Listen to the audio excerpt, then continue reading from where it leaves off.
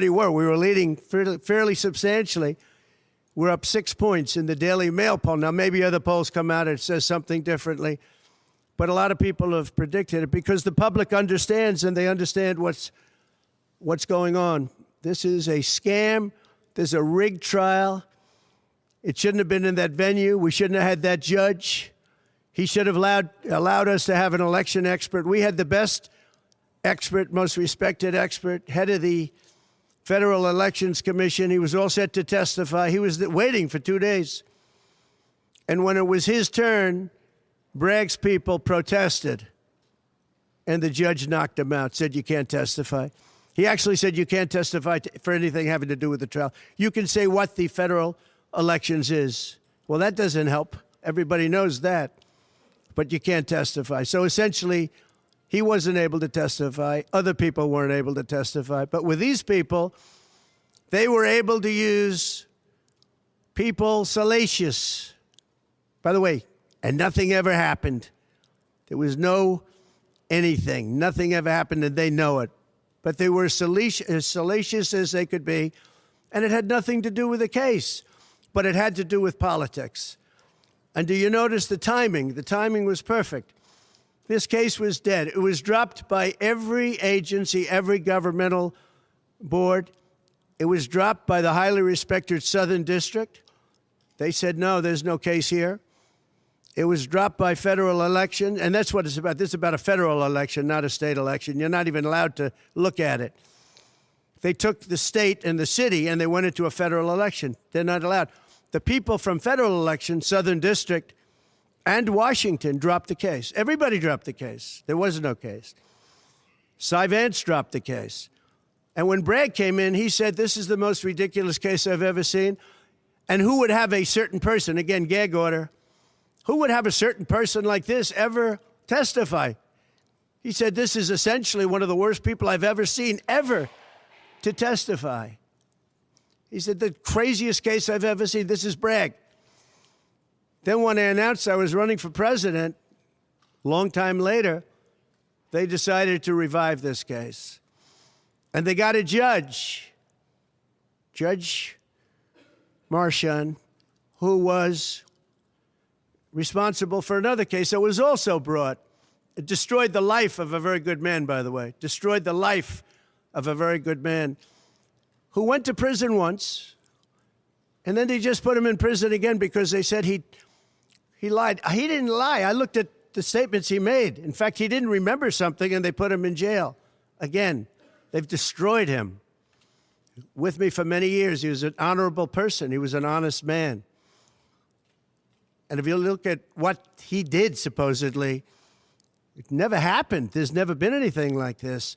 Over the education of his grandchildren. He didn't report that he had a car or 2 cars on his income. I don't know. I wonder how many people here have cars. I wonder how many people said, oh, gee, I have a car that's worth X dollars. How do you even figure it? And I guess you do have to report it, but I would say probably almost nobody does. Nobody even thinks about it. They put this man, they destroyed this man, but they put him in jail again because they didn't want him to testify. They didn't want him to testify. That's why he went to jail. They put him in jail twice. He's 77 years old. Now, normally I'd say that's an old guy, but I don't feel 77. Nobody ever says that about me. I'd like them to say, gee, we have to have a little sorrow for this man, because they just don't say that about me, but maybe I'm better off that way. I think I'm probably better off that way. But they put him in jail twice.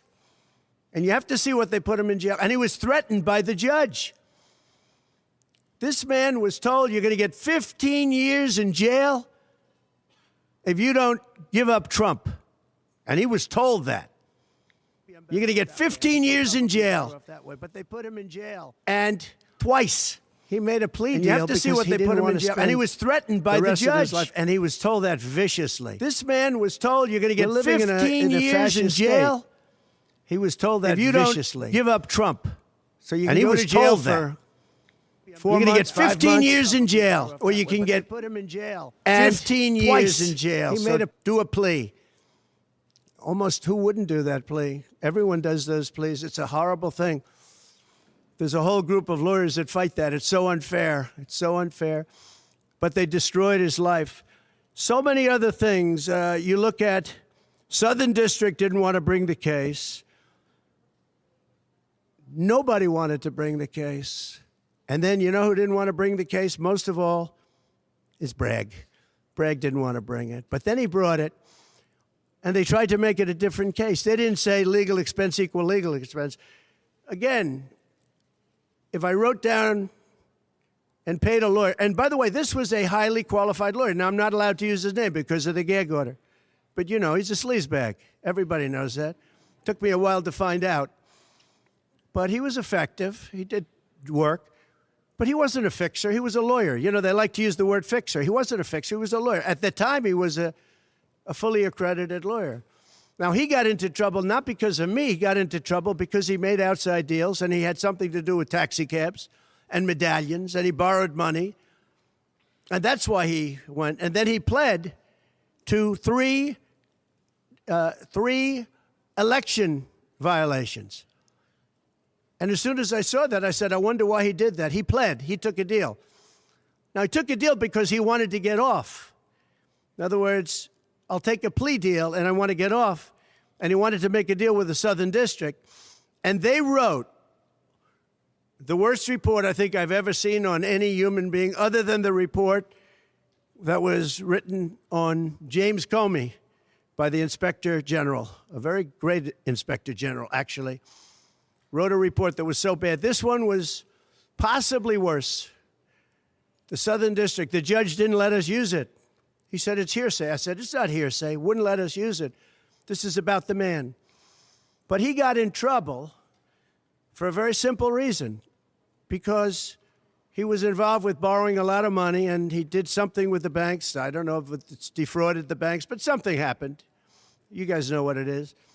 And then in addition to that, he gave up on three things where he wasn't guilty. In fact, they were going to testify in that. The head of the FEC, the Brad Smith, the election expert, #1 rated in the country, was going to testify. He took a plea on three things. He just added them in because that gave him more bargaining power with respect to me.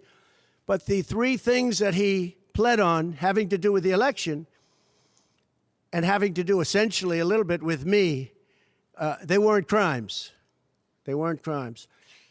Nor is paying money under an NDA. So we have an NDA, non-disclosure agreement. It's a big deal, a non-disclosure agreement. Totally honorable, totally good, totally accepted. Everybody has them. Every company has non-disclosure agreements. But the press called it slush fund and all sorts of other things. Hush money, hush money. It's not hush money. It's called a non-disclosure agreement. And most of the people in this room have a non-disclosure agreement with their company. It's a disgrace. So it's not hush money. It's a non-disclosure agreement, totally legal, totally common. Everyone has it. And what happened is he signed a non-disclosure agreement with this person, I guess other people, but it's totally honest. You're allowed to make the payment. You don't have to make it. You can make it any way you want. It's a non-disclosure agreement. And he signed that. And there was nothing wrong with signing it. And this should have been a non-case. And everybody said it was a non-case, including Bragg. Bragg said, until I ran for office. And then they saw the polls. I was leading the Republicans. I was leading the Democrats. I was leading everybody. And all of a sudden, they brought it back. It's a very sad thing that's happening in our country. And it's a thing that I'm honored. In a way, I'm honored. It's not that it's pleasant. It's very bad for family. It's very bad for friends and businesses. But I'm honored to be involved in it because somebody has to do it. And I might as well keep going and be the one. But I'm very honored to be involved because we're fighting for our Constitution. The money that was paid legally. There was nothing illegal. In fact, the lawyer in creating the NDA, because at that time he was a fully accredited lawyer. He wasn't a fixer. I never thought of him as a fixer. The media called him a fixer, or the prosecutors called him a fixer. He was a lawyer, and he was fairly good. later on, I didn't like what he did. I didn't like, for instance, I didn't like that when I became president, he went around and made deals with companies. When I heard that, he was gone.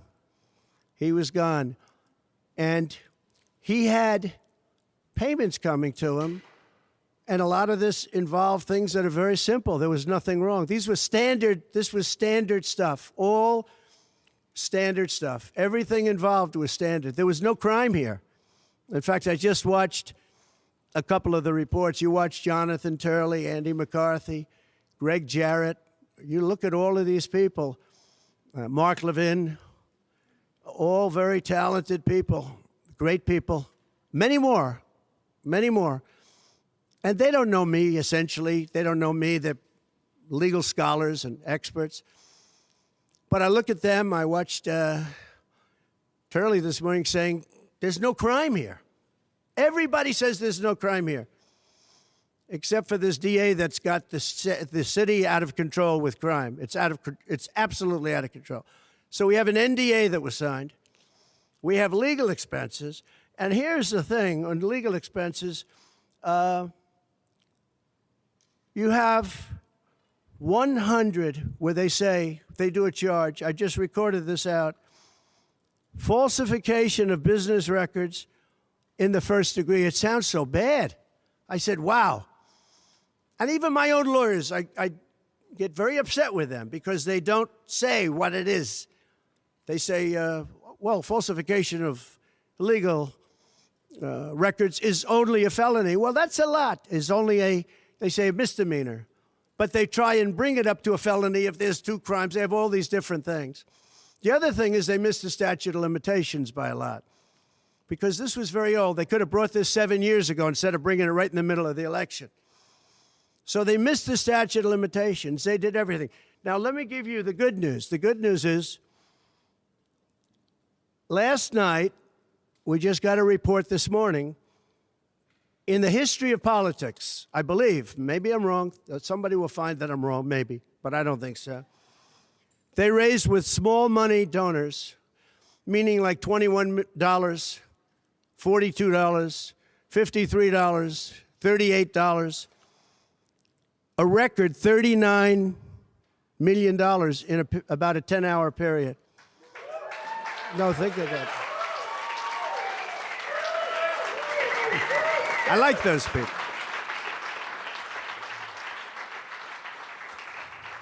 Because so far, I guess it's backfired. Now, I don't know. I'd rather not have it happen. I don't want to have it backfire. I don't want to win this thing legitimately, not because they were stupid and did things that they shouldn't be doing. They shouldn't have brought this case. They were saying it this morning. This is a case that should not have been brought. I watched Andy McCarthy say this is a case that should not have been brought. And that was this morning. But they all say that. Every legal scholar has said it. And these are great people. They really understand the law. The other thing, a poll just came out. The first poll, I don't know, maybe others will be bad. But a poll just came out a little while ago. The Daily Mail. Does anybody read the Daily Mail? It's very good. They have a good poll. At least I like it today. And the Daily Mail just came out with a poll, and it has Trump up 6 points in the last 12 hours. 6 points. 6 points since this happened. Who thought this could happen? Because the people of our country know it's a hoax. They know it's a hoax. They get it. You know, they're really smart, and it's really something. So we're going to be appealing this scam. We're going to be appealing it on many different things. He wouldn't allow us to have witnesses. He wouldn't allow us to talk. He wouldn't allow us to do anything. The judge was a tyrant. And you got to see that with Bob Costello, a fine man. I've never seen anything like it. And neither has anybody that was in that courthouse where he demanded that the courthouse be cleared. Now, the good news is most of the people in the courthouse were the media. And anybody that was in the media, if you're fair, you'll say, wow. That was anger. That was crazed. He was crazed. And the reason that Bob Costello acted a little bit upset, which I think he has a right to, was that every question he was being asked was being objected to by the other side and sustained by the judge. Sustained. I think he did it many times. I don't know what the number, many times. Even I was sitting there saying, and these were basic questions. And I never saw anybody treated that way by a judge. And I've been treated very badly by 2 other judges also, because it's all the same thing. And it all comes out of the White House. Crooked Joe Biden, the worst president in the history of our country. He's the worst president in the history of our country. The most incompetent. He's the dumbest president we've ever had. He's the dumbest president, most incompetent president, and he's the most dishonest president we've ever had. And so many of he's a Manchurian candidate. You take a look at the way he treats China, Russia, so many others. You know, I ended the Russian pipeline. It was dead. He comes in and he approves it. And he gets $3.5 million, meaning $3.5 million is paid to the family, his family, from the mayor of Moscow's wife. And I said, where did that come from? Nobody wants to talk about it. But he's a very big danger to our country. And the only way they think they can win this election is by doing exactly what they're doing right now, win it in the courts because they can't win it at the ballot box. So we're going to show them that we're going to fight. It's actually, I don't know, it's something where I'm wired in such a way that a lot of people would have gone away a long time ago. They would have gone away after impeachment hoax number 1. That was a total hoax. I had great support from the Republican Party, though. Then you had impeachment hoax number 2. And then they formed the committee. How about they formed the committee of thugs, the J6 committee of thugs.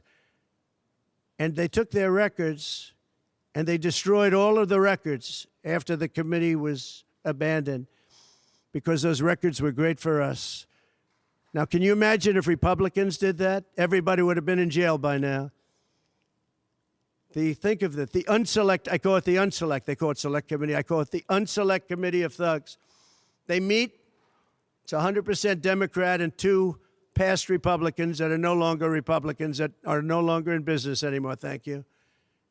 But it was all Democrats and 2 wayward Republicans. Liz Cheney and crying Adam Kinzinger. He cries every time he goes on television. He's the most emotional human being I think I've ever seen. And that was our representatives. These 2 people were our rep. So they had all this stuff that they're leaking. And then when it came time to look at the records, like where the police said and the Capitol Guard said that I supplied, think of it, that I recommended as many soldiers or National Guard as you want. 10,000. If you had 500, you wouldn't have had a problem. There wouldn't have been a J6. But Nancy Pelosi and the group didn't want it. Anyway, so they have testimony to all of that I did not attack the Secret Service agent in the front of a car. You know, these are strong people. And I supposedly went to the driver, and I grabbed him around the neck. And he rebuffed me. And then I went to the other guy, who I think is a black belt in karate. And he's slightly younger than me. Maybe 35 years, 40 years, 50 years. And I grabbed him around the neck and said, he's a black belt in karate. They know how to get somebody from around their neck. They would have gone like this, and that would be the end of that. Actually, I had a friend that said, you shouldn't dispute that. That makes you look like the toughest cookie we've ever seen. You should have let that go on. But the fact is, it never happened. It was all made up. And that was proven to be made up. It proved to be a false story. And they deleted and destroyed all of that information, every ounce of it. We're dealing with a corrupt government. We have a corrupt country. Our elections are corrupt. Our borders are open. Our borders are going to be closed very soon. November 5th is going to be the most important day in the history of our country. Now, when I say that, because my people are always saying, do this, because we're fighting for America, DonaldJTrump.com. I hope everybody watching right now, DonaldJTrump.com, because it really makes a difference. They have a lot of money on the other side. I don't know where they get it. Nobody knows where they get it. But for some reason, they get money. But they're not on the side of our country. In many ways, I think they hate our country. Who on earth can want open borders where people are allowed to pour in from countries unknown, from places unknown, from languages that we haven't even heard of? We have people sitting in schools with languages where very few people have ever even heard of these languages. It's not like Spanish or French or Russian. Languages unknown. We have people coming from corners of the globe, and many of them are not good people. Many terrorists, record levels of terrorism, record levels of terrorists have come into our country. Record.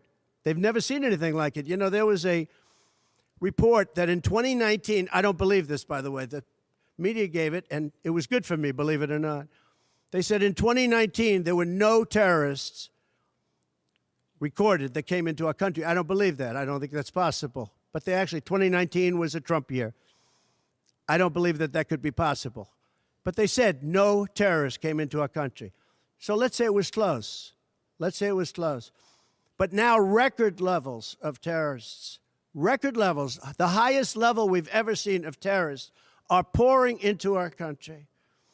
You have China with just in the last few months, 29,000 people came in, and I looked at them on a line, and they look like perfect soldiers. They're almost all male, from 19 to 25. It looks like a recruiting exercise. They have beautiful tents. They have propane stoves. They have cell phones, the best you can buy. I said, what's going on? It looks like they're building an army right in our country. Now, I don't think that would happen, right? We're losing our country. And I really think that this is an event, what took place yesterday with this judge. Look, we have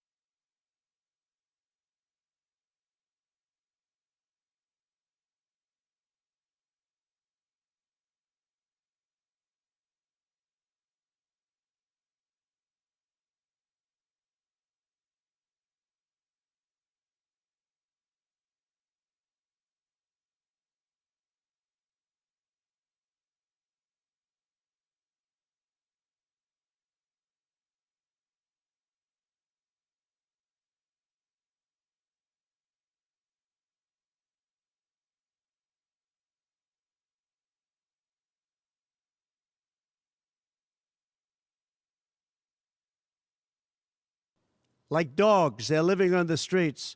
But migrants are living in luxury hotels in cities all over our country, run by Democrats. So it's my honor to be doing this. It really is. It's a very unpleasant thing, to be honest. But it's a great, great honor. We're going to We're going to do what I have to do. I'm going to do it. And the support has been, that's why I mentioned the number of $39 million. That's why I mentioned we're up 6 points. And we went up a lot over the last month because everybody saw it was a rigged deal. It was a rigged trial.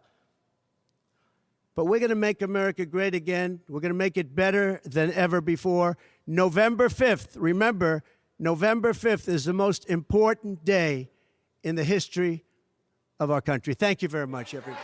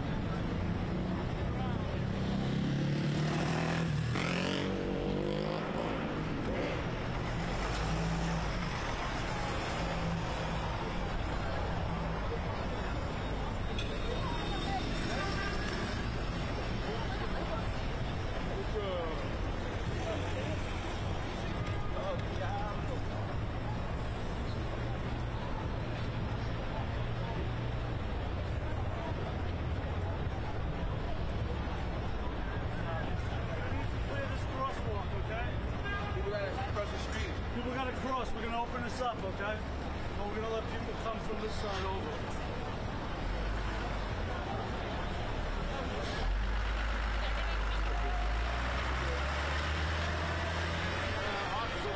Tripod and that plane over there. No, media is Ladies and gentlemen, I need you to move. All right, we're going to people are going to get close. Oh, thank you. Can you guys step back?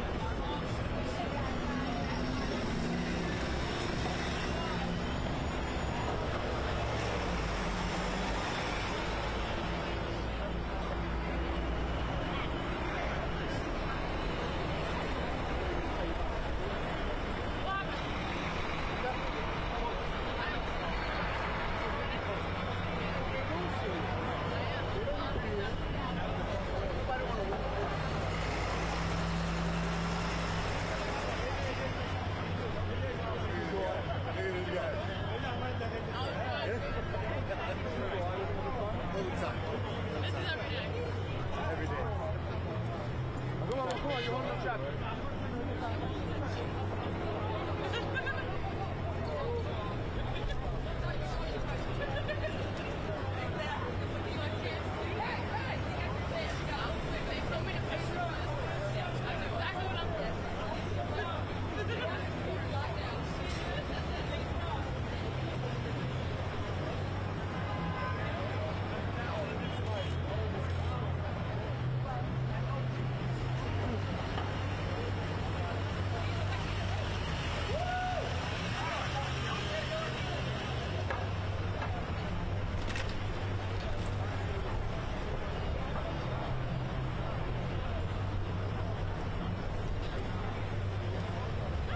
Is there a parade or something? What's happening?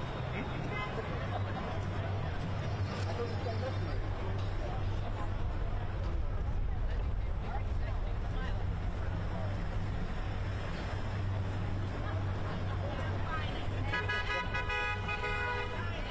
Time to go home. I know. He's calling me. Not going home for a while. I know. I I feel it. I like to. I know.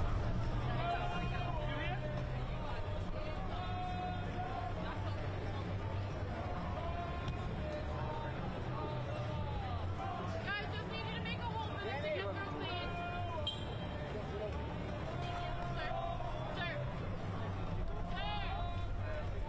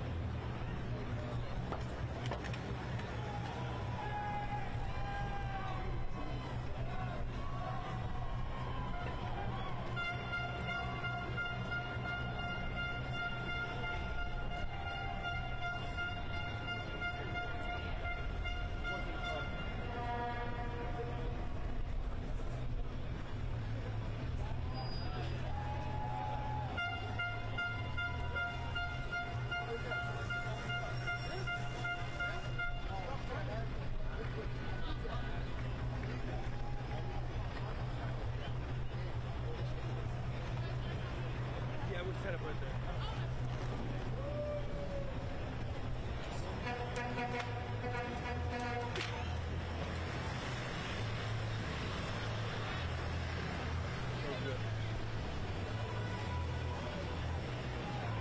Yeah, we gotta go in here. Yeah.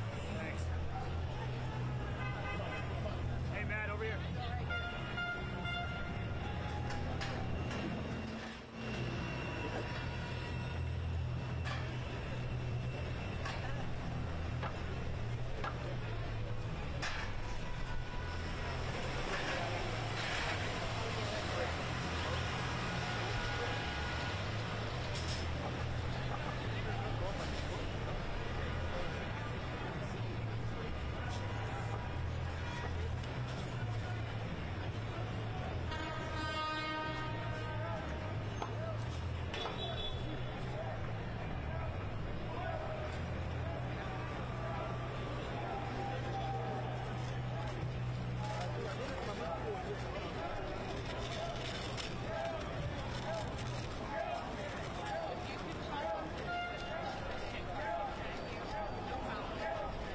Guys, clear the sidewalk, please.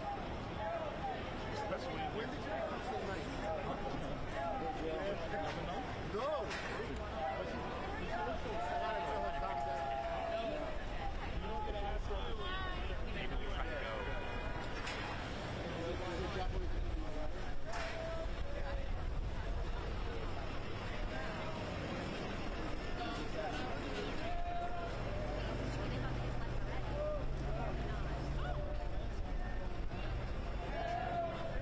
I need a battery for this couch.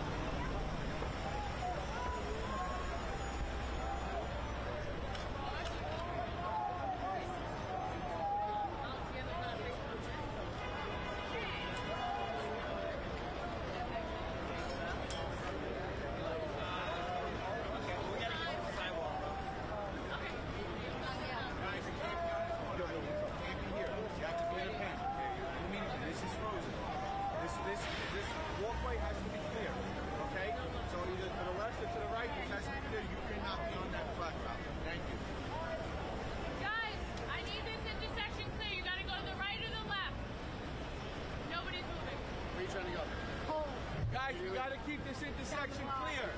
This intersection has to be clear, which means you cannot stand here. Okay? Well, then if there's no room, then you got to move that way. You can't stay here. No, you cannot stand here. You have to be on either side of the barrier. Either side of the barrier. Okay. I understand. No, you're not listening. You have to move on this. Yeah, you have to be on the other side of the barrier. Yeah, this is here for a reason. So.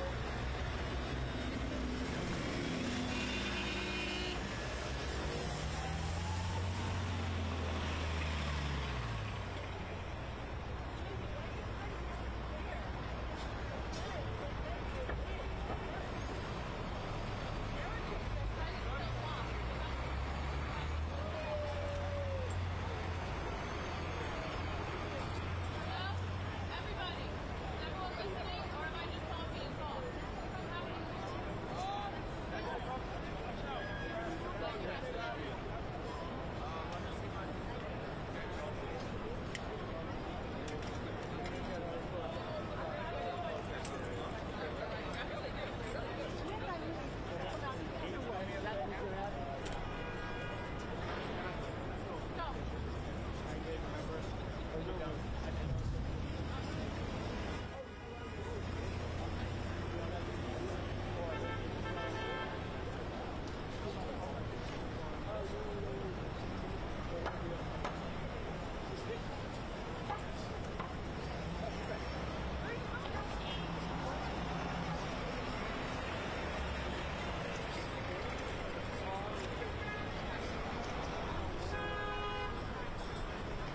I know what you said.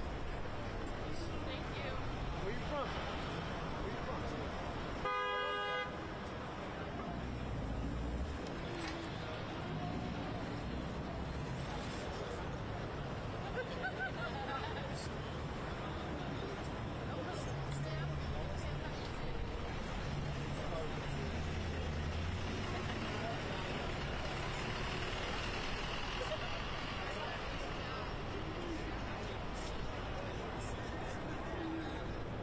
Guys, you gotta lead us out.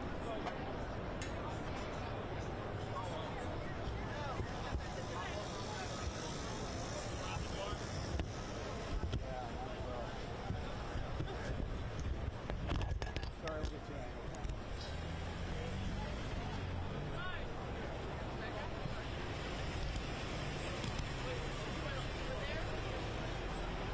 Are you going to be in the tent? Yes.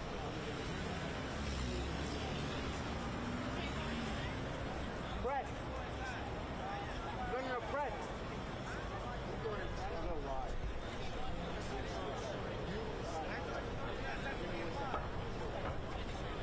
Where you headed?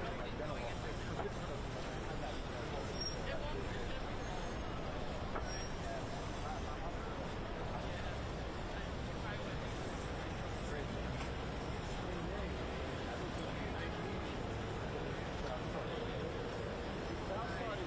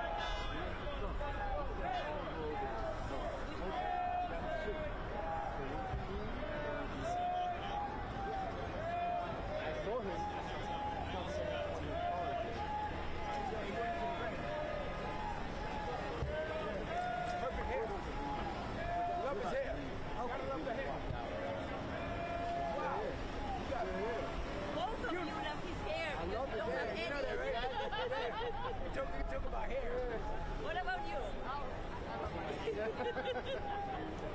Wow. Gotta love America. And you know, that's great because that's the first president that ever met Kim from Korea. Ever been to Korea. And they even hugged the Russian president. That's a beautiful thing. That's the first president to do anything he want to do. And he does anything he want to do. And he's going to be president again. But we can't have this old guy, man. This guy, he's destined.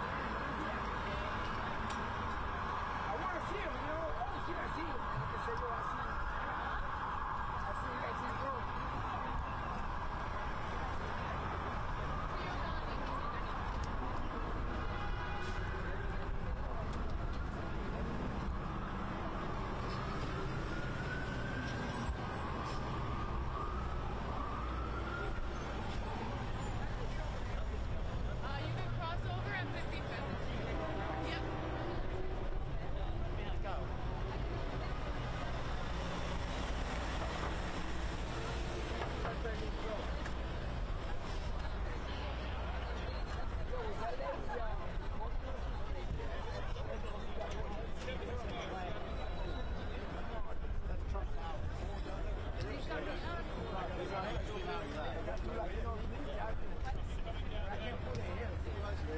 I didn't want to do it, but I would do it. I dropped down. I could get a light shot.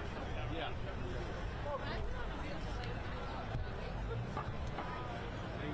They make it still guilty.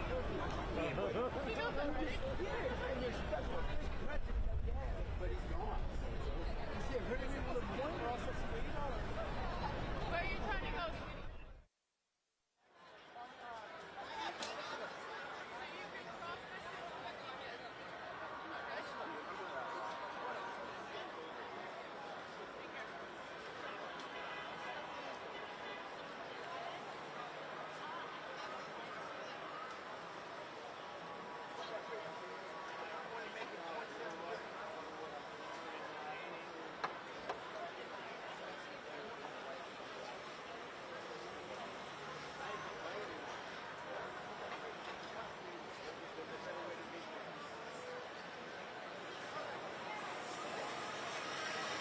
what is it you get out of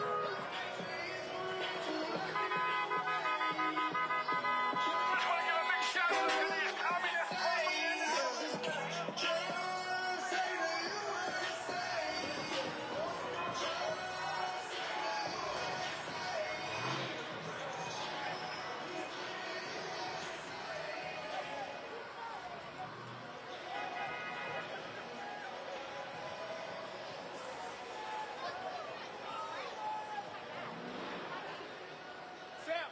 Sam! That's her back. Guys, cars coming through. Guys, it's my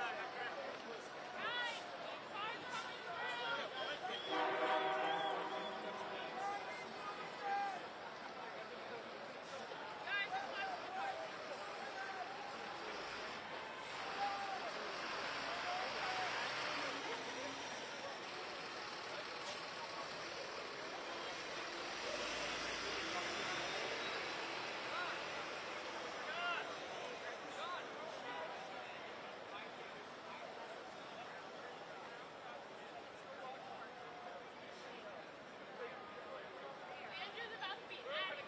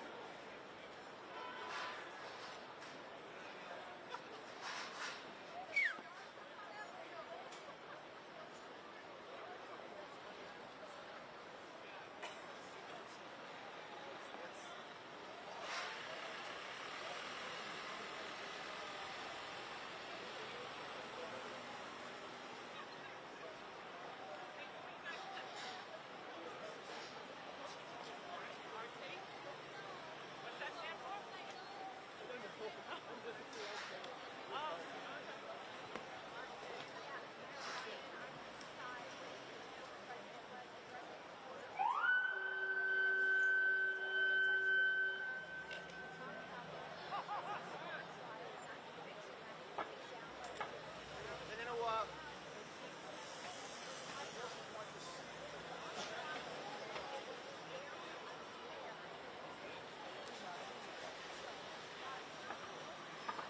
no rush.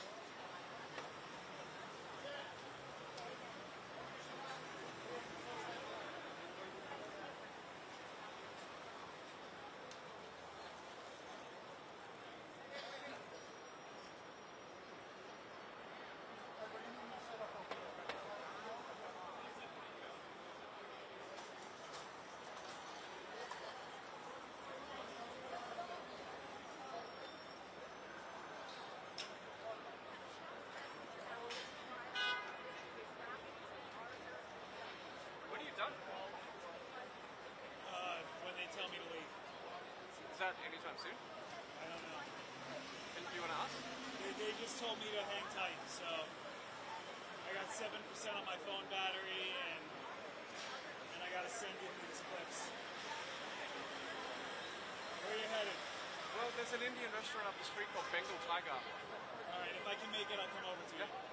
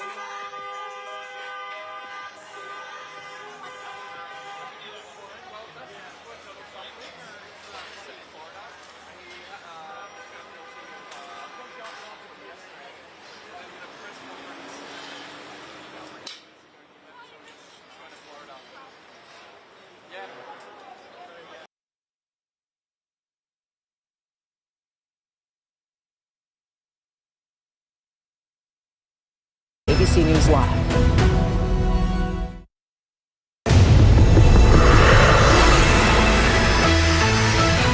Tonight, major breaking news, the historic conviction of former President Donald Trump on all 34 counts. This was a rigged, disgraceful trial. The real verdict is going to be November 5th by the people.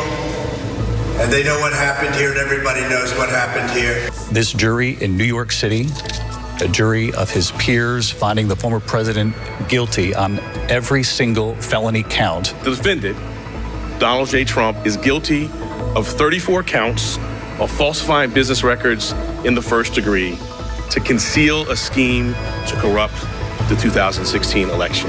I feel that in the end, he will be vindicated and he will be president again. And it sends a signal across the world that no one is above the law. Good evening, everyone. I'm Lindsay Davis. Thanks so much for streaming with us. We do begin tonight with that historic breaking news. The former leader of the free world, Donald Trump, now a convicted felon, guilty on all 34 counts in the criminal trial here in New York City. Trump is now the first former president in U.S. history to ever be convicted of a crime. It took 10 hours of deliberations for the jury to find Trump guilty of all 34 counts of falsifying business records in his New York hush money trial. The former president blasted the verdict as he left the courthouse headed for Trump Tower. This was a rigged, disgraceful trial. The real verdict is going to be November 5th by the people. Here you can see all 34 of the charges, all coming back guilty. A short time later, DA Alvin Bragg addressed the verdict after many initially questioned the viability of him bringing this case forward. While this defendant may be unlike any other in American history, we arrived at this trial and ultimately today at this verdict in the same manner as every other case. 7 men and 5 women, all New Yorkers from Trump's home city, came to this decision. The conclusion of this dramatic trial after weeks of testimony from key witnesses, including Trump's former fixer and lawyer Michael Cohen, who Trump's defense team called the greatest liar of all time. Also testifying adult film actress Stormy Daniels, who described in lurid detail her alleged sexual encounter with Trump. After it all, today, Trump returned to Trump Tower, gave that little fist pump before walking inside. Trump's sentencing is now set for July 11th. That is just 4 days before the Republican National Convention in Milwaukee. As far as how this will reverberate across the country for both the Trump and Biden campaigns and the American people, our team is standing by to cover it all. Our senior investigative correspondent, Aaron Katursky, leads us off. Tonight, former President Donald Trump defiant, arriving home at Trump Tower after being found guilty as charged of all 34 counts of falsifying business records. Trump, now a convicted felon. The historic verdict coming after nearly 10 hours of deliberations. A unanimous jury of 12 New Yorkers made Trump the first president in history to be a convicted criminal. It was an extraordinary turn in the courtroom. Just moments before jurors signaled they had a verdict, Judge Juan Merchan indicated he was going to excuse them for the day. Then a dramatic shift. Trump went from joking with his attorneys to sitting stone-faced, looking down as the jury read the verdict count by count. Prosecutors proving Trump falsified business records to conceal a $130,000 hush payment to porn actress Stormy Daniels to keep her story from voters before the 2016 election. The former president then marching out of the courtroom with his lawyer Todd Blanche by his side. This was a rigged, disgraceful trial. The real verdict is going to be November 5th by the people. And outside court,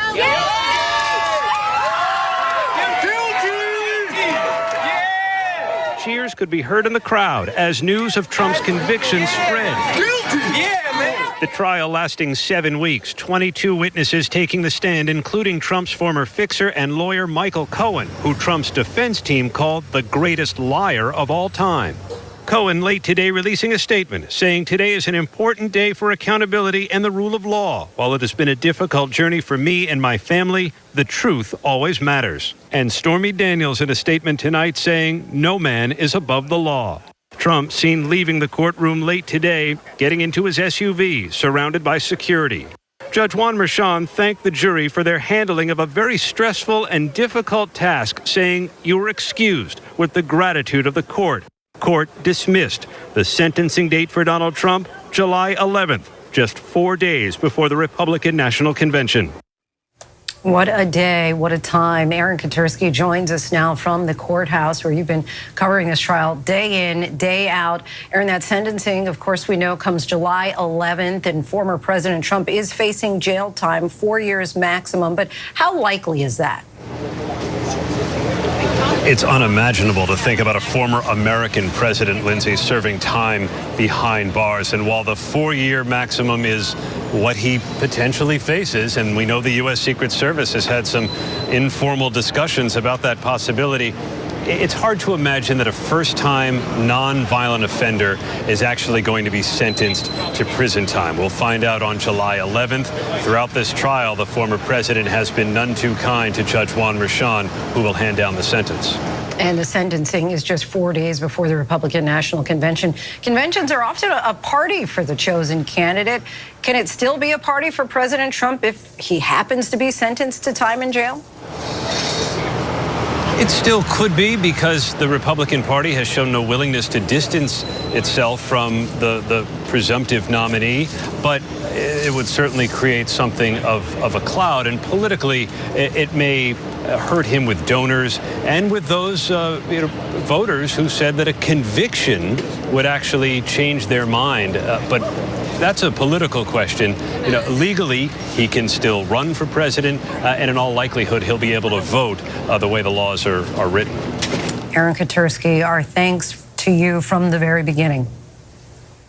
Joining us now, criminal defense attorney Arthur Aidala. Been with us throughout the whole thing. First, just want to get your immediate reaction. The former leader of the free world tonight, a convicted felon. Yeah, it's not a good day for America. I don't care how you want to look at it. You could slice it up a lot of ways. I don't agree 100% with what the district attorney just said, because the judge, and we spoke about this the other night, the judge did not tell the jurors that they had to be unanimous, that the false records were created to affect the election. They could have said they were created to create this false 1099 that was created to Michael Cohen, or state election laws. Once the judge gave the charge to the jury, Lindsay, I was like, all right, he's getting convicted, because the judge made it. So prior to that, you thought? I thought it may be a hung jury, that may be hard to decide, because I was under the impression, and when I say this, it's not like I don't know the law. This is a unique case. This is the first time this has ever been done. Don't forget, you're talking about misdemeanors outside of the statute of limitations that are brought back inside of the statute of limitations if there's an underlying crime to commit a felony. The judge did not insist that the jurors be unanimous on what that underlying crime is. He kind of gave them a menu. He said you could say it was to create tax fraud, it could be to create election fraud, or any other crime that would be that could be a felony. So there are real appellate issues here. And, after we hear about a conviction, everyone says, oh, there's going to be an appeal, there's going to be an appeal, and the majority are not successful. And I'm not saying this is going to be a successful appeal, but whoever the lawyer is who crafts this appeal, it will be real legal gymnastics. It will be the height of lawyering to really focus on the issues here and whether this case should have and could have been brought to begin with. So on what grounds would you appeal if you were actually Trump's attorney? Well, I can tell you the way Judge Merchan allowed Alvin Bragg's team to bring this case, there are other judges who I've spoken to who said, I wouldn't allow this to come forward. These are cases that are beyond the statute of limitations. But isn't this vindication for Alvin Bragg today that 12 everyday New Yorkers, as he described them? Obviously, it's a sense of vindication. And I don't want to make this too personal, but I lived this, right? So the Harvey Weinstein decision came down. He was found guilty of all charges. There was exact same press conference. The witnesses who were there, and they had a press conference. And then years later, the Court of Appeals said it wasn't a fair trial. And then the defendant has a day of vindication. I'm not saying that's going to happen here, because it is naive to say politics does not play a role here. You're in a very democratic area. The judges on the court, on the appellate division, I believe, are all appointed by Democratic governors. To say that that's not going to have an effect, I think, is naive. If this trial took place in the county of Richmond, which is Staten Island, New York, I don't believe the same verdict would have been achieved. So, look, Donald Trump right now is probably the most joyful of his whole team. I've been in the position to lose a big case. all the air comes out of your lungs, and you know it's a sense of loss, a sense of failure. You're very upset, and I've been on the other side too. Right now, the prosecutors are in some room somewhere where no one could see them. It's very private, and they're celebrating as they're allowed to. They worked very, very hard. They gave up weekends and birthday parties and all kinds of events to work on this case. These are what trials are all about. But as objective as I could be, someone like Donald Trump in Manhattan, where we know the jury pool comes from the voter logs, and the voters here voted for Joe Biden, I think 83 to 17, you know, they had an uphill battle to begin with. Okay, so July 11th is the sentencing. You were talking about appeals. Just want to put a pin in this for a moment. But Sure. as far as appeals go, this could take years, as you know personally. Yes. And so then, speaking of this being political, it's kind of too late with regard to, as we've seen in the polls, about 20% of people who said that they would support Trump now as a result of him being a convicted felon. They're saying, I might actually reconsider that vote. Yes, I mean, I am not qualified to talk about the effects that this could have on an election, but I will tell you, I think the greatest challenge for Judge Merchan may be right now. What do you sentence Donald Trump to? Now, I will tell you this. It would be the height of hypocrisy, Lindsay, if the district attorney's office asks for jail time. This is a process. Even though he could, up to 4 Even though he years can. would be yes, fair absolutely, he can. But this is a DA who has run on giving people second chances, on alternatives to incarceration, on basically anything but jail, even in violent felony cases. This is the lowest level felony in E. It goes from A to E. This is the lowest level. It's a paper case, meaning there's no violence. This is forget that he was the former president.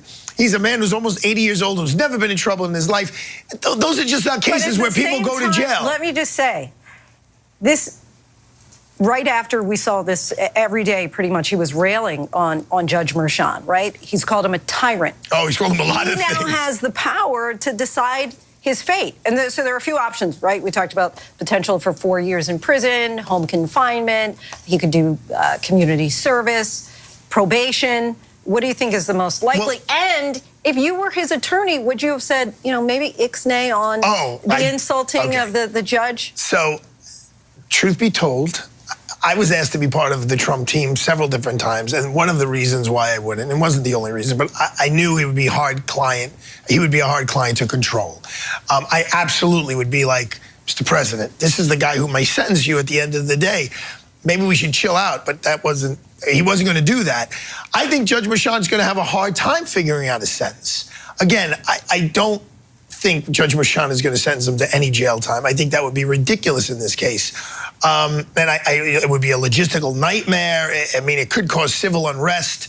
I just don't think, and I think Judge Merchan is going to ask Albany, the capital of New York, to show me the statistics. How many E felonies, which is this kind of case, do people go to jail on? And I think he's going to find the answer is close to zero. So for him to all of a sudden say, on this one case, I'm going to send someone to jail, it's a big problem. I think he's got to come up with some form of community service that makes Manhattan a better place. So he might be like picking up trash. No, I think he's got to do something bigger than that. Like, I want Mr. Trump, I want you to come to me and you tell me how you could use your stature, your financial status to make New York a better place, whether it be for senior citizens, for children, the police athletic league, but something to make New York a better place. I don't see him telling the president of the United States with 2 Secret Service guys, go to a park and clean graffiti. But, you know, and there may be a financial aspect, but I don't think there's enough the judge has enough power to give a financial fine that's going to hurt Donald Trump at all. Last question for you. What do you think about, you have Michael Cohen. Many people had been questioning his credibility, right? He had said at one point years ago, I would have taken a bullet for Donald Trump.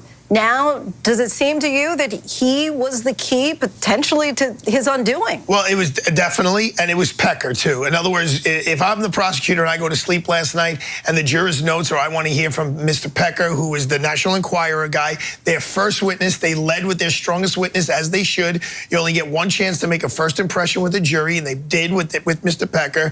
And they said, hey, let's see if Pecker and Cohen's testimony, when they read back, jive. And they did, and that was, I guess, the support that a few of the jurors, or maybe all of the jurors, needed to say, okay, don't forget, Lindsay, it was acting in concert. The prosecutor didn't have to prove Donald Trump did all of this. They just had to prove that he had an agreement with other people to do this.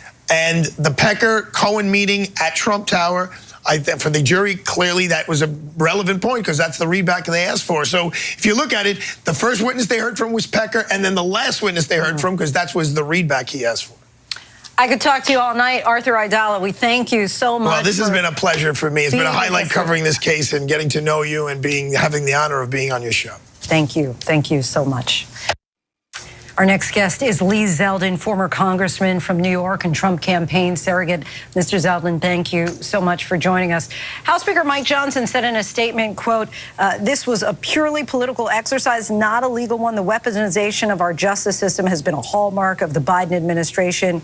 Is that a sentiment that the Trump campaign agrees with? That this was simply the result of the Biden administration?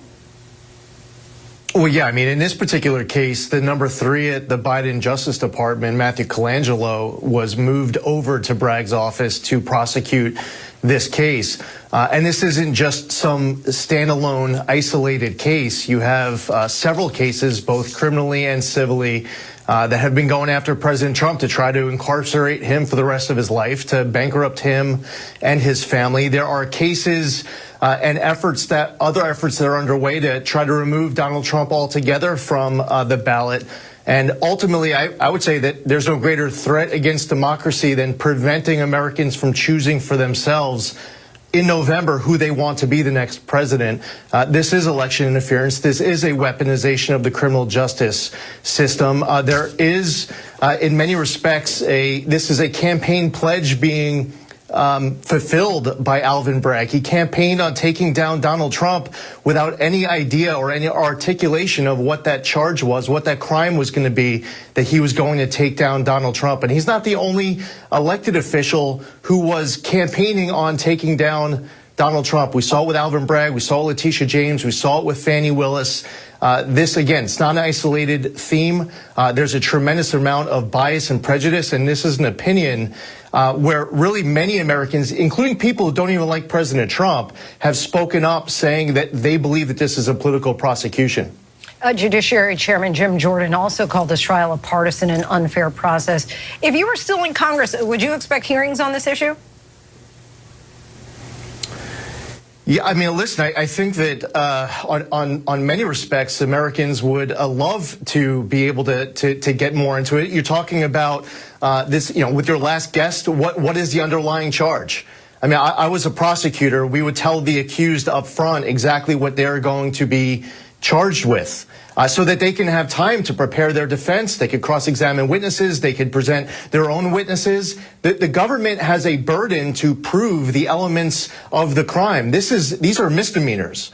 With a statute of limitations that have run, in order to charge it as a felony, they have to prove that there was an underlying crime. In this particular case, they never told the accused what that underlying crime was, and suggesting that there's different federal offenses and they could pick whichever one they want. They don't have to agree with unanimity. And the reality is, in this particular case, the Department of Justice looked into it and they declined to prosecute. The FEC didn't go after this. Alvin Bragg's predecessor refused to go after this. So as far as United States Congress, there's an issue when you have district attorneys, if they're coming from the bluest area of America or they come from the reddest area of America, deciding to take down a president of the United States and using a federal law, a mysterious federal law that is still unidentified as the reason to be able to take down a president of the United States in the middle of a presidential campaign.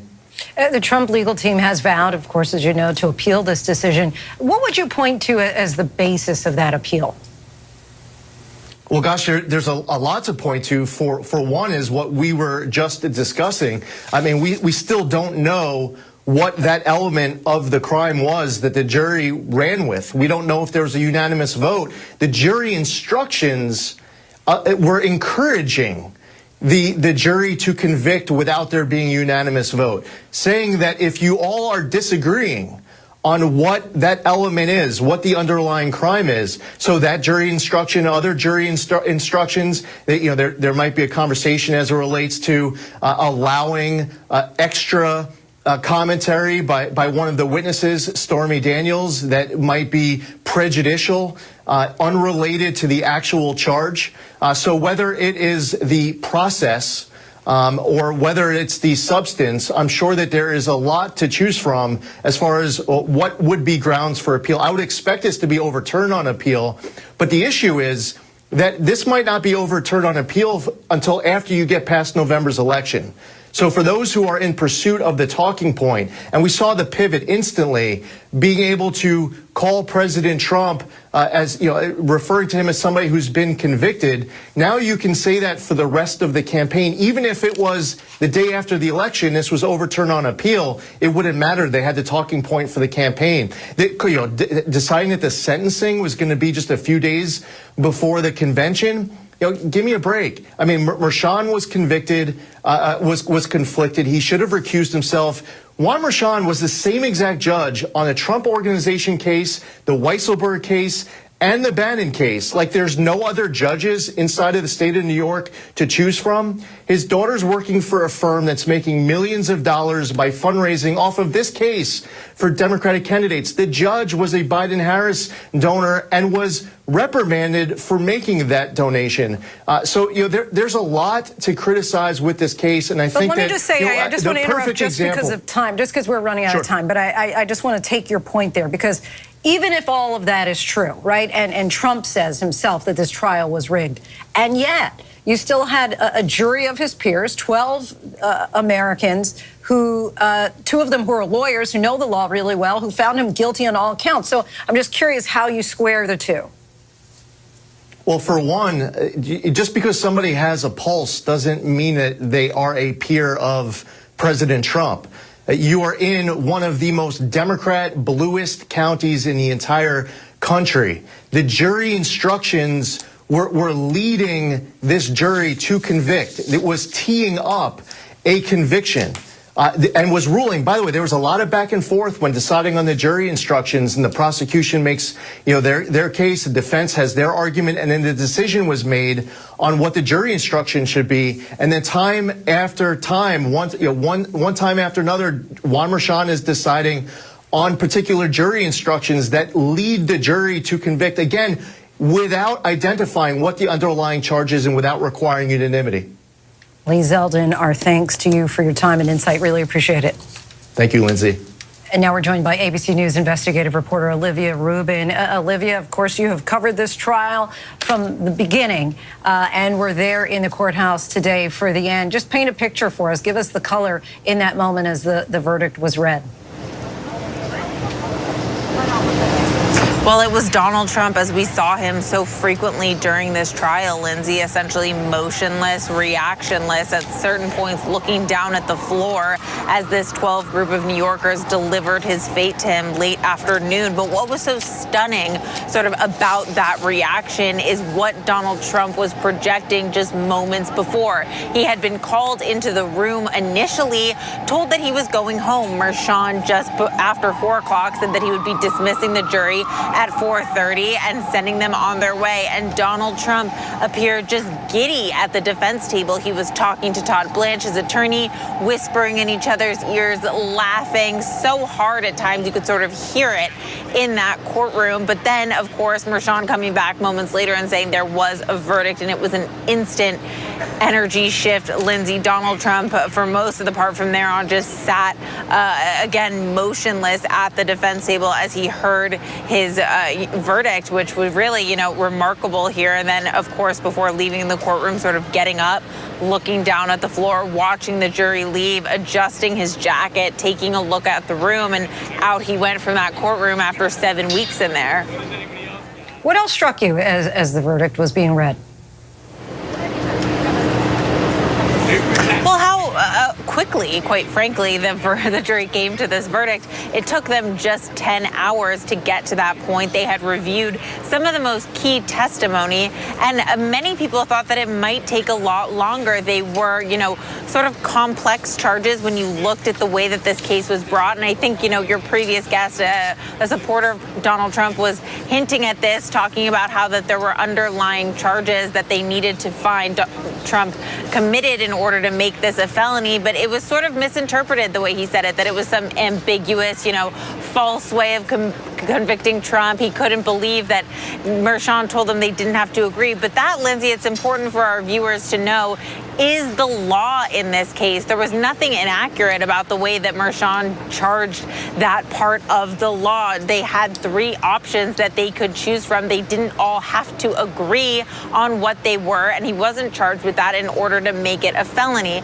So given that, it was a complex way of charging this case, and Donald Trump's attorneys had tried to poke holes in that wherever they could, attacking the witnesses, attacking the theory, but ultimately the jury needing only 10 hours, Lindsay, to parse through 7 weeks of a trial. Olivia Rubin, so appreciate your coverage from the very beginning. Thank you. And for more now, we're joined by Barbara Comstock, ABC News political contributor and former congresswoman from Virginia. Ms. Comstock, I know you wanted to respond to what our earlier guest right before Olivia, Lee Zeldin, was saying, so I'm just going to give you the floor. Oh, sure. I was just going to say, you've had Donald Trump first attack our election system for 4 years. And of course, we've had hundreds of convictions from his supporters because of that.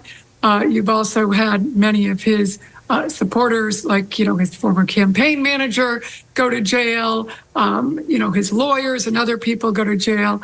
And, now you have him have these 34 felony convictions tonight. Now, of course, he can appeal that conviction, and that is his right. But for him to be attacking the judicial system is very sad. And to see, the party of law and order attack the very system and attack the jurors is really sad, too.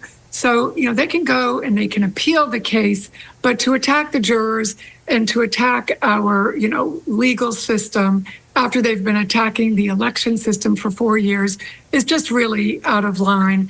And I hope Republicans will do a lot better than what we've seen over the past 4 years. And what are you hearing from your Republican colleagues tonight?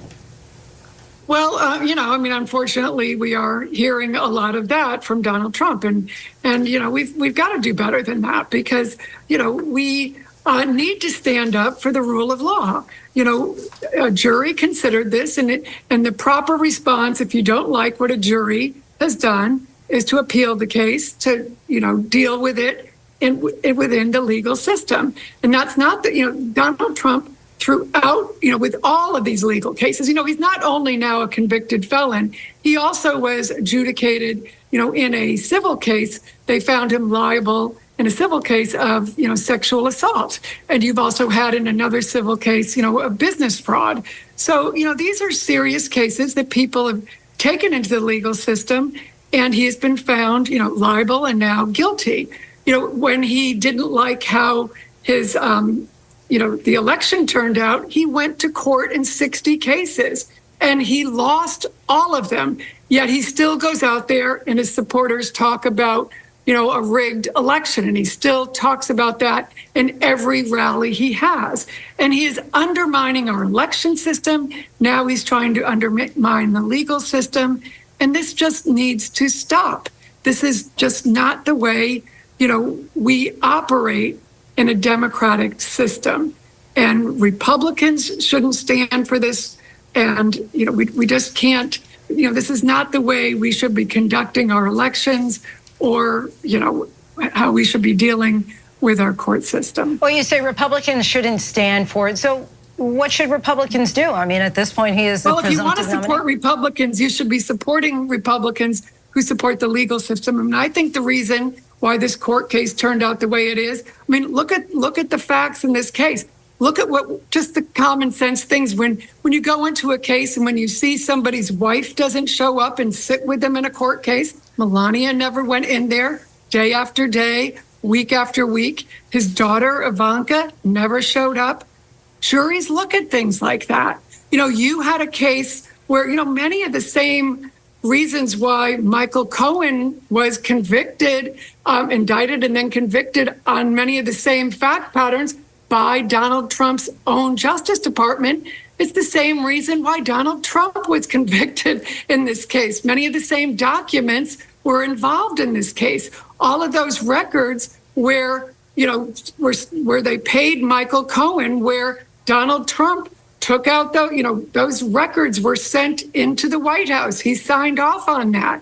Hope Hicks was a very credible witness, and she didn't go in there and lie. I mean, when she told the truth on the stand and she realized she told the truth, what happened? She started crying because she realized she told the truth and it was damning. So these are the kind of things that jurors see.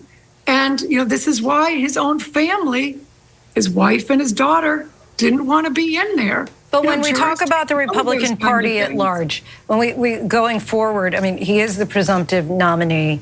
Well, he isn't yet. And, I know.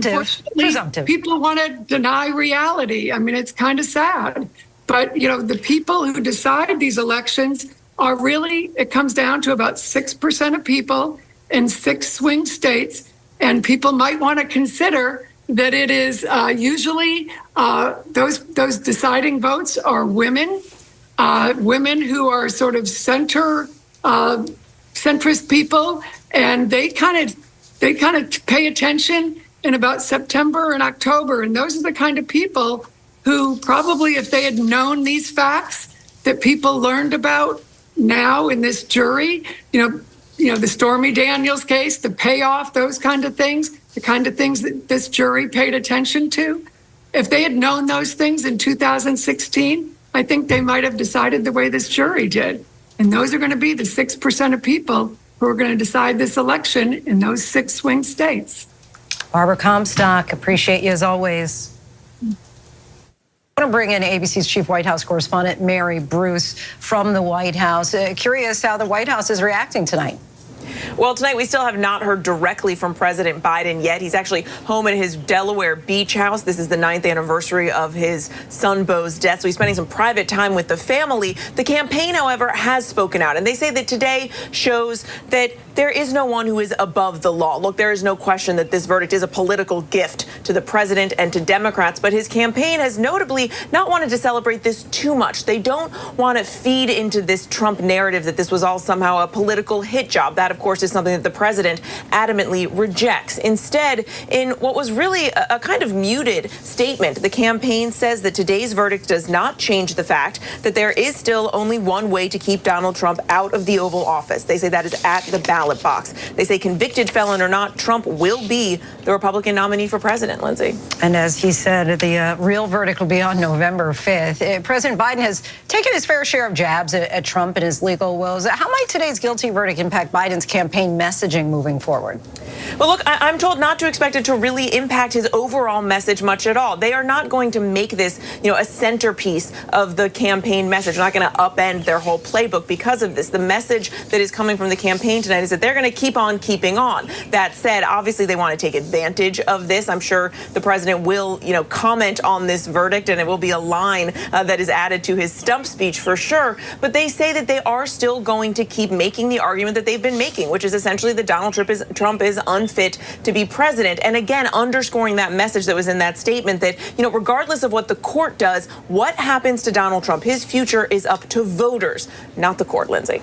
And Trump is still a major obstacle for Biden despite his legal challenges. As we've mentioned, the latest ABC News Ipsos poll shows 80% of Trump supporters say that they will continue to support him post-conviction. Polls also show Biden support among certain groups of black voters.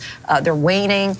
Do we expect Biden to start appealing to different groups or voters in different ways? Yeah, look, I think you definitely will see that. I mean, we've already seen that this week, the campaign now making a big renewed push, this burst of outreach that we've seen to black voters, a critical group that helped deliver him the White House in 2020, a group that he's going to need, and he knows he's going to need if he wants to stay here for a second term. I think they also are well aware, the Biden campaign, that this is going to really shore up Trump's support among his base. They know that he's likely to see record-breaking fundraising coming out of this. It's actually something that the Biden team and the Biden campaign has mentioned in their own fundraising appeals tonight, that they need their supporters to come out as well in response to this verdict. But remember, that is likely to be really Trump's base. What happens in this election really just comes down to a very small sliver of the electorate, and those are the ones that we will be watching so closely in the coming days, especially to see how they respond to this verdict. We certainly will be. Mary Bruce from the White House, our thanks to you. Florida law allows Donald Trump to vote in the state despite his conviction today, but only after he completes his sentence. Now, we won't know what that sentence is until July 11th, but his eligibility to vote in Florida remains. And it's in Florida that the former president will find himself yet again in less than a month, this time over his classified documents case. Our senior reporter who covers investigations for us, Catherine Falders, joins us once again. Catherine, what exactly will be reviewed during that Florida hearing next month, and what's at stake? Yeah, so the judge who's overseeing Trump's classified documents case, I should note, appointed by former President Trump when he was president, she has essentially scheduled this series of hearings at the end of June, and they're all over motions to dismiss. Trump has asked her, for various different reasons, to essentially toss out all of those 40 different charges. So the judge has scheduled a series of hearings there, so Trump will show up to those. So in terms of what's at stake, I guess the judge could say, look, the charges are gone. They're evaporated. This won't go to trial at all. It's also worth noting, Lindsay, that because the judge there has scheduled all these hearings that wouldn't normally be scheduled and has set all sorts of various different deadlines, that she has all but ensured that this case won't go to trial before the election. So what Special Counsel Jack Smith will be looking for is there a new trial date set, for example? That trial was supposed to start this month, just 10 days ago. Of course, that never happened. Is there a new trial date? Is there any indication that this will go to trial before November? Those are all of the questions that they hope to have answered. All right, is there any expectation of resolution of this case, the classified documents case, coming down any time before the election in November? And it's a good question because it's a complicated case, generally speaking. There's multiple different documents charged here. I think it ultimately depends at the end of the day on what the judge does, and everything and every decision that she's made so far has pointed to the fact that it doesn't seem like there will be a resolution of this case before November. And that's important because if Trump does win the election, what he will do, given that this is a federal case, is he will just essentially direct his attorney general to drop the charges, to throw it out. So if he wins, then this case really isn't going to trial. Of course, if he loses, this could be litigated for years, Lindsay. Wow. All right. A lot going on. Catherine Falders, our thanks to you. And much more ahead on this historic Trump guilty verdict. Stay with us. When it matters most, America turns to David Muir and ABC's World News Tonight. If you were coming of age in the 1980s, the Brat Pack was near the center of your cultural awareness. But for those of us experiencing it from the inside, the Brat Pack was something very different. On June 10th, 1985, New York Magazine published Hollywood's Brat Pack. I just remember seeing that cover and thinking, oh. From then on, my career and the career of everyone who was involved was branded to the Brat Pack.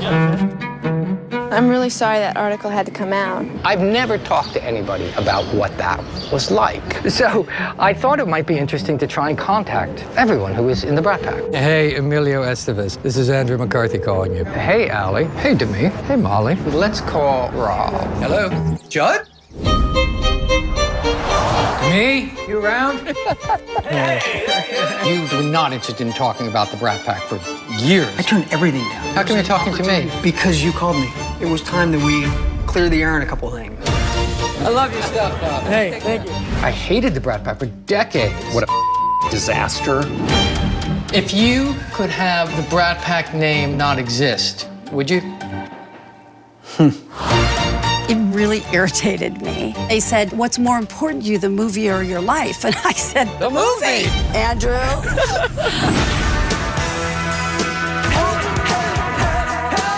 Have you talked to the others? The others, like, again, it feels like a cult or something. Yeah.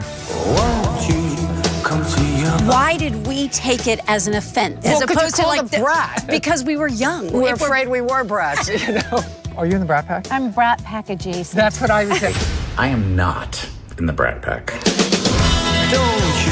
Crush on you back in the day? You did not, Andrew. No, you did not. Being in the Brat Pack not only changed all of our lives, it changed what entertainment is. I mean, I'm not going to say we were the Beatles or anything. Well, we didn't fill Shea Stadium. There were moments. We could have. 1985, I think we could have.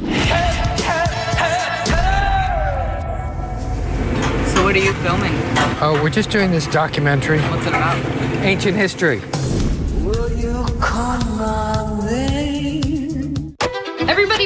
worried that TikTok's going to be banned in the United States. We owe a lot to TikTok, and I do not want to see it banned. That's my main source of income. It would bring me into a deep depression. What evidence have you guys actually seen that this is a threat to national security?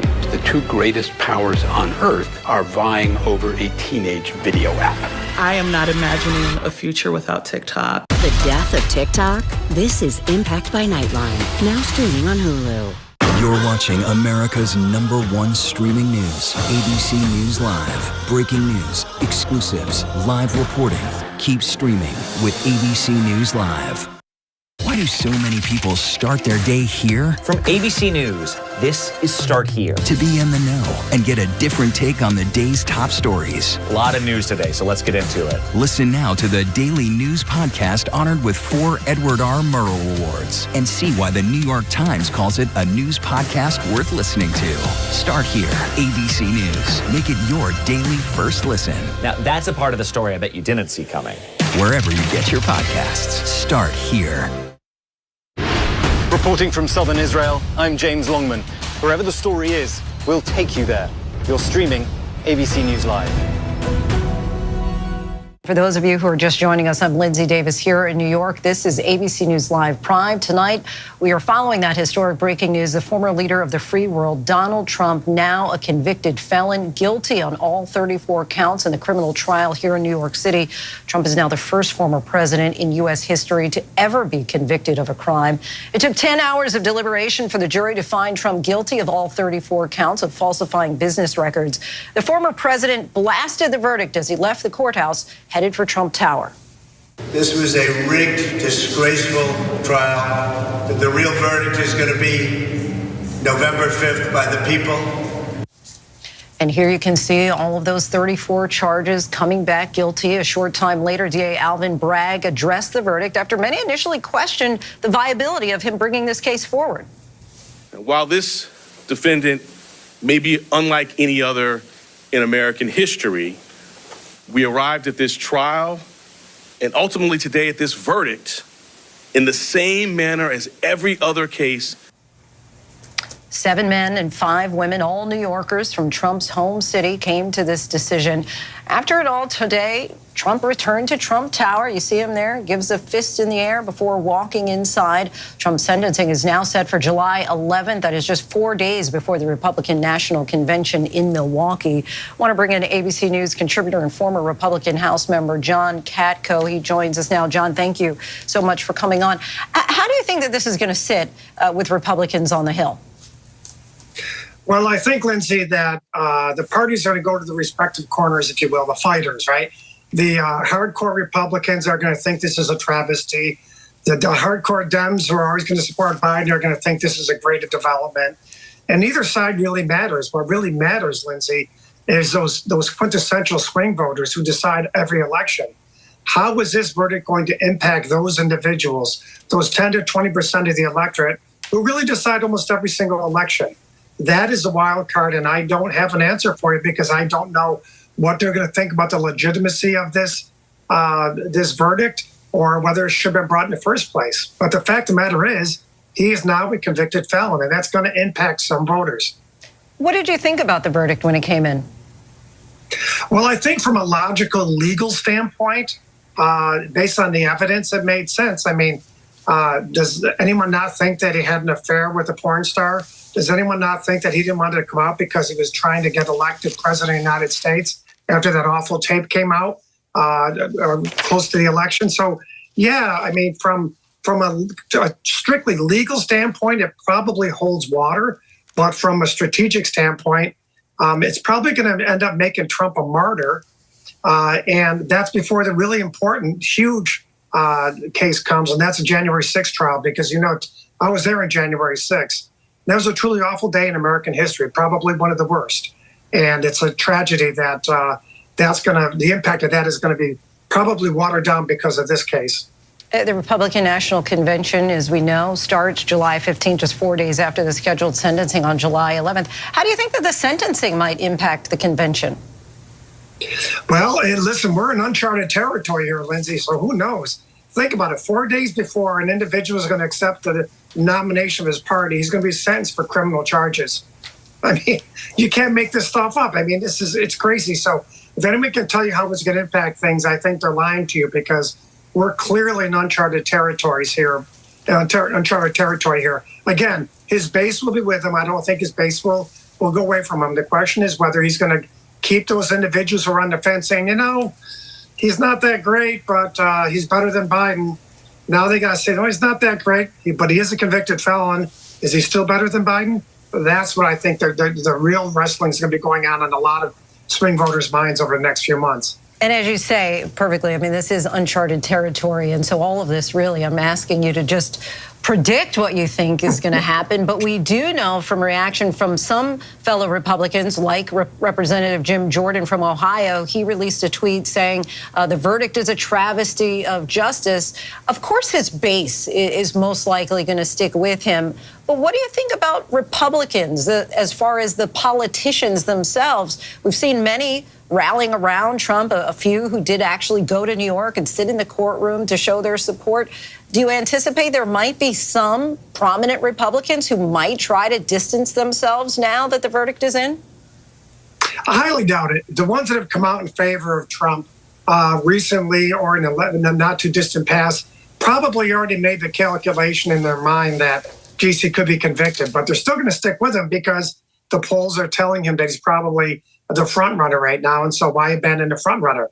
If the polls change and it looks like he's not going to pull this election off, then there'll be some detractors. That's basically how it goes. It's a very transactional business, and so I don't think, like I said, I don't think it's going to have much of an impact on those people who already were supporting it.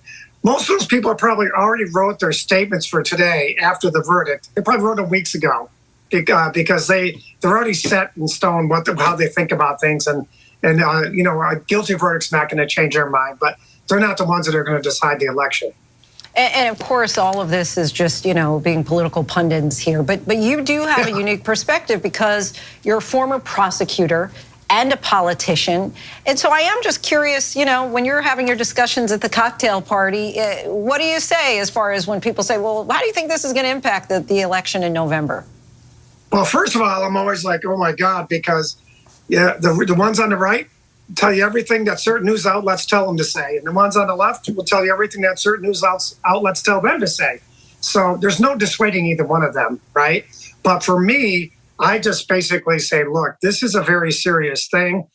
He was convicted of a crime that is going to be taken into consideration, perhaps not by you on the right or you on the left, but by those who are going to decide the election. And those individuals, I think this is going to impact him. The question is how much, whether it's be enough to turn the table against him or whether it's just enough to make it a little bit closer than it otherwise might be. John Katko, appreciate your expertise and analysis there. Now I want to bring in ABC News legal contributor and trial attorney Brian Buckmeyer. Brian, thank you for joining us tonight. The decisiveness of this verdict, does that have any impact on Trump's chances for winning an expected appeal? We're talking about just 10 hours. Not necessarily. For Trump, his appeal is going to stem from making arguments that either the judge made an error in terms of giving instructions to the jury or the manner in which the prosecution filed these charges. I'm looking at this and I'm trying to just go through what potential appeals are. I don't think they will necessarily be successful, but he could argue, for example, that this law or the way that Alvin Bragg used it would be called void for vagueness, in the sense that the intricacies of this charge and the way it was laid out was so vague, that a person could not know what conduct is criminal or not. Donald Trump has, I think, kind of argued that in some degree, but not articulated in a legal form. But the fact that Stormy Daniels testified, and they can argue that some of her statements about the sexual acts that occurred were more prejudicial than probative. So I think that's where they may go, less about the speed of the conviction. And walk us through what this appeal process might look like. So typically, the appeal process starts once you are sentenced, so July 11th. However, there are some other avenues that you can explore before that. You can ask Judge Marchand, for example, to have an abeyance pending the appeal, so just basically hold off on the case because there are potential appellate issues. You can have a motion to set aside the verdict. You can also make an appeal to the First Department, which holds Manhattan, and ask them to have a stay pending appeal. So there's potential appeals that occur before sentencing, but by and large, those arguments may not work, and Donald Trump may be left to appeal after the sentencing on July 11th. A recent poll suggests that many Americans found this hush money trial to be a weaker case than the 3 other criminal cases that he faces in Florida, Georgia, and Washington, D.C. Do you think that today's verdict might in any way impact his other legal battles? So I think Arthur Adala said it was, I'm going to stay inside my legal lane and not necessarily talk about his other impacts for political reasons. But I don't think that this will affect him from a legal standpoint. He is a convicted felon, but that conviction occurred after those other charges were indicted and he was charged with. So it's not like he's walking into these other charges and they're going to say, you know what, he was convicted in New York and we're going to apply that directly to the case. Of course, jurors will know about it and they'll be told by the judge in whatever state that he could go to trial with that you should not consider that, but it might be in the back of the heads of some of the jurors. So in that sense, it could affect them. And last question for you. What can you tell us about the jury in a case like this? Will we likely be hearing from them and the time that it took to come to this conviction? Oh, absolutely. So when it comes to jurors, and we heard it from Judge Merchan, they are now released to speak with the media, speak with anyone they want. I don't think they're going to be rushing to speak with anyone. Probably won't get anyone tomorrow. But I somewhat jokingly, but also very true, to point people to the Alec Murdaugh case, where you had a judge's clerk come out with a book. I would not be surprised if we hear from a juror in terms of an interview, a book, whatever it may be, what happened inside that jury room during deliberations. Because 10 hours, in my mind, there was definitely some hard-fought battles going back and forth. And ultimately, especially when we see how they abruptly said, we're not going to go home till Friday and come back on Friday, we're going to give a verdict. It seems like someone made an abrupt turn in the last minute, and that's going to be a very interesting piece if we can find out what happened. Certainly will be very interesting to hear that fly perspective on the wall in there. Brian Buckmeyer, so appreciate your time. Former President Trump's son is reacting tonight with this tweet saying May 30th, 2024 might be remembered as the day Donald J. Trump won the 2024 presidential election. And now I want to bring in ABC News Chief Washington Correspondent Jonathan Karl. John, an ABC News Ipsos poll showed that even if convicted, 80% of Trump supporters would still vote for him. That leaves, of course, 20% who might change their vote, not to mention many independents who are of the same mindset. Do you think that these sentiments hold through Election Day, or is this just more of an immediate response here? Well, look, if that holds through Election Day, if 1/5 of Donald Trump supporters reconsider their support for him, and you see 4% of those say they will definitely no longer support him, then Donald Trump is very unlikely to win in November. But look, Lindsay, we don't know how that's going to play out. I mean, Donald Trump is now going to do, with all the powers at his disposal, all the supporters that he has, including the leaders of the Republican Party in Congress, at the Republican National Committee, in many of the state houses, they will go on the attack against this jury, against the criminal justice system, against the prosecutors that brought these charges, and they will try to sow doubts and say that this was a political prosecution. And we'll see how that campaign works. Again, you just don't know. You just don't know. We saw when Donald Trump was indicted, he's been indicted, let's not forget, in 4 different cases. This is only one of the cases. I think quite clearly the least significant of the 4 indictments. But we saw those indictments play out over the last year and a half or so, and Donald Trump's support among Republicans, frankly, only grew. He found a rhythm in his campaign by portraying a victim. In fact, the very fact that he was under prosecution was something that he used as the beating heart of his presidential campaign, portraying himself as a victim and telling his supporters that prosecutors, Democratic prosecutors, were going after him because their real target is them. Talk us through likely sentencing. Given this is a low-level felony, what could we hear in terms of the sentence on July 11th? Well, look, the range here can be anything from simply probation, absolutely no jail time, to 4 years in prison. the consensus among most legal experts on this is it's highly unlikely that a first-time offender in a case like this, the lowest level of felony in New York, will receive any jail time. And let's not forget, no matter what the sentence we hear on on July 11th, no matter what the sentence we hear, Donald Trump's going to appeal this case. And that appeal is going to take a long time. It's certainly going to take well past the election, well past November, but the appeals process could take years.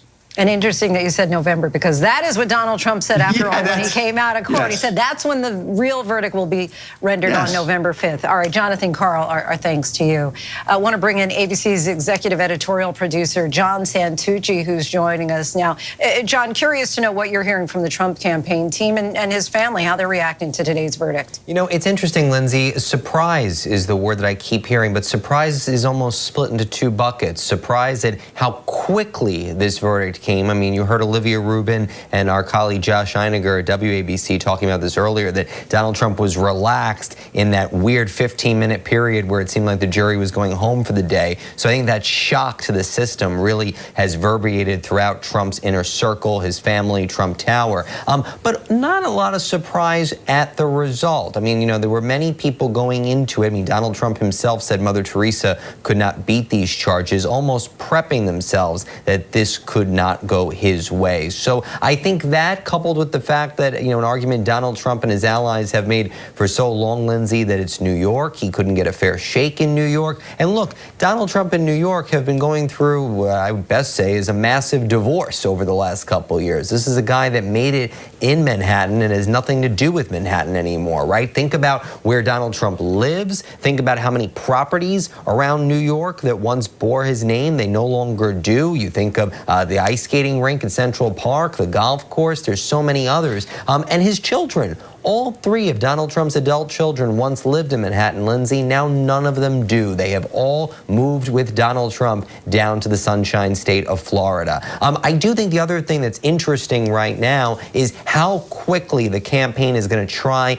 to turn a page here. Look, the press conference that's going to happen tomorrow, that's Donald Trump, right? He wants to get out there. He wants to fight back. Look at the images that we saw earlier tonight when he returned to Trump Tower, punching his fist in the air. That is certainly the image Donald Trump wants to create as somebody who's strong and tough and is going to fight back. But the reality is the campaign wants to flip this script immediately and move ahead to really the campaign. And as you said, certainly reminiscent of what we saw in the days after that Access Hollywood video of Donald Trump emerging with that fist pump. John Santucci, thank you so much as always. And that is our show for tonight. I'm Lindsay Davis. ABC News Live is here for you all night with the latest news, context, and analysis. You can always find us on Hulu, Roku, Pluto TV, the ABC News app, and of course on abcnews.com. The news never stops. Thanks so much for streaming with us. Have a great night.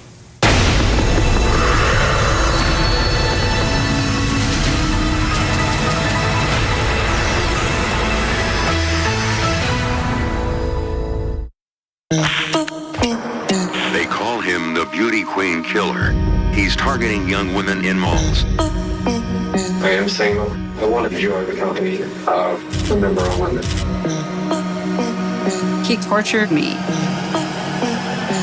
How did she survive?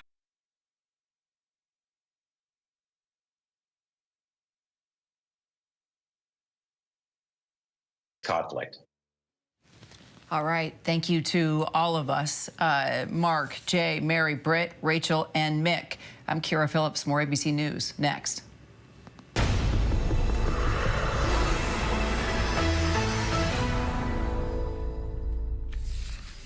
And good afternoon, everyone. I'm Kira Phillips. Our top story right now on ABC News Live, President Biden for the first time speaking out against Donald Trump, saying it's dangerous and irresponsible to call the American